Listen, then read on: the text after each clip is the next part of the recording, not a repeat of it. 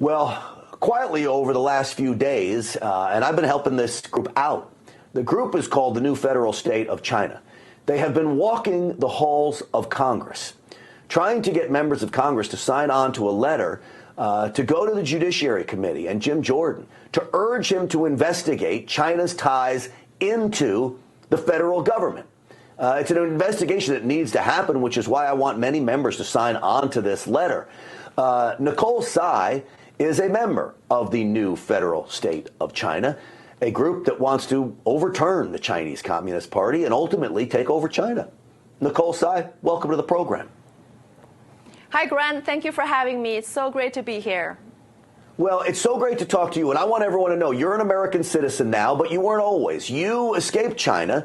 You were in Tiananmen Square during that protest that we all watched with wide eyes open, and yet you come here. Tell me about the New Federal State of China and how important this mission is of yours. Absolutely. The New Federal State of China was founded by Mr. Mao Guo and Steve K. Bannon on June 4th, 2020. And with a special mission to take down the Chinese Communist Party. And why June 4th? Because June 4th is the day when we lost thousands of brothers and sisters to the tank, to the brutality of the Chinese Communist Party. So Mr. Mao Guo is considered the enemy number one by the CCP. And he started the Chinese whistleblower movement back in 2017. And since that day, he became the most hated and most attacked Chinese dissident on the U.S. soil. The CCP has bought out many American mainstream media to attack him, to slander him, and the social media has been deplatformed, and he still didn't have an account on Twitter. And even more, the CCP has hired America's most prominent law firms to go after him because these American law firms have been hired by CCP to bring more than 70 lawsuits against Mr. Mao Guo and the Chinese whistleblower movement members. So, Nicole, what it seems to me is they're afraid of what he has to say. Right? Yeah. They're afraid of what your group can expose. Now, you've been walking the halls of Congress, going to meet with every member of Congress you can. How are those meetings going? Are people inside? These are specifically Republicans. They're more apt to meet with you. I understand that, but I know you're nonpartisan. How has those meetings been going? Are the members of Congress understanding just how strong and serious of a problem this is? It's strong, it's solid, it's unstoppable. And I'm so encouraged by the outpouring support and enthusiasm expressed by our congressional leaders. And they know that CCP is the most dangerous existential threat to America. And they know that we need to save America first before we can talk about the free China, because the CCP is here. The CCP has succeeded in weaponizing America's federal government agencies, including the Department of Justice, the FBI, the SEC, and they have launched an assault on the U.S. justice system. And their goal is very clear, is to take down America. So before CCP take down America, we need to take down the CCP, and we need congressional leader support from both aisles, because united we stand, we'll have a better chance to take down CCP sooner. Nicole, I believe that China needs the United States for its economy to run. I mean, look, we have a huge trade deficit with China. China is eating our lunch when it comes to that stuff. We need China as well. Sadly, we need China more than we should need China. We rely on them for a lot of things. War would not be in the best interest of either country. So when you say China wants to destroy America, can they financially afford the destruction of America? What would that do to China? China needs America as much as America needs China from an economic standpoint.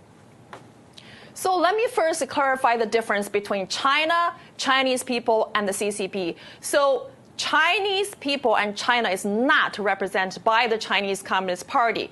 The CCP has hijacked China and been enslaving the Chinese people for so many years since 1949. So let's be clear. The CCP does not represent the Chinese people. And then when we're talking about the economy, that whole global economy is actually the biggest slavery of the 1.4 billion Chinese people. The CCP has stolen American jobs and put them into China and enslaved the Chinese cheap labor. And that is the slavery. So that is not economy. That's slavery. And we need to end this slavery by decoupling from the CCP economically, diplomatically, trade, and militarily, everything. We need to cut off the tie with the CCP. And America should establish a normal and diplomatic and economical normal relationship with the Chinese people, represented by the new federal state of China, which is now have been followed by more than 600 million people around the world, including those in China. That, Nicole, is the key, is to get rid of the Chinese Communist Party and let the people of China finally have their country back. It's so great to have you on this program. How can people help you?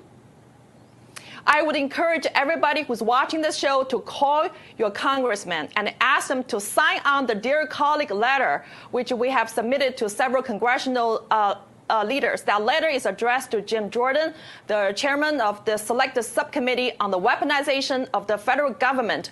We asked the Congress to start an investigation into CCP's weaponization of the DOJ, SEC, and the FBI and Southern District of New York, and look into the lawsuit brought by the CCP against Mao Skuo, CCP's enemy number one. Mr. Mao Skuo is CCP's most feared enemy, and he's now facing more than 70 lawsuits brought against him by American top law firms hired by the CCP. And we need to look into the cases and find out who is enabling the CCP inside the DOJ, the FBI, the SEC, and the Southern District of New York. Yeah, and as you mentioned, it goes far beyond just one man. This is about the safety and security of America. It's about the people of China, and it is a very, very important issue. Nicole Tsai, I appreciate you coming on. I appreciate you putting up a fight with the new federal state of China. Thank you.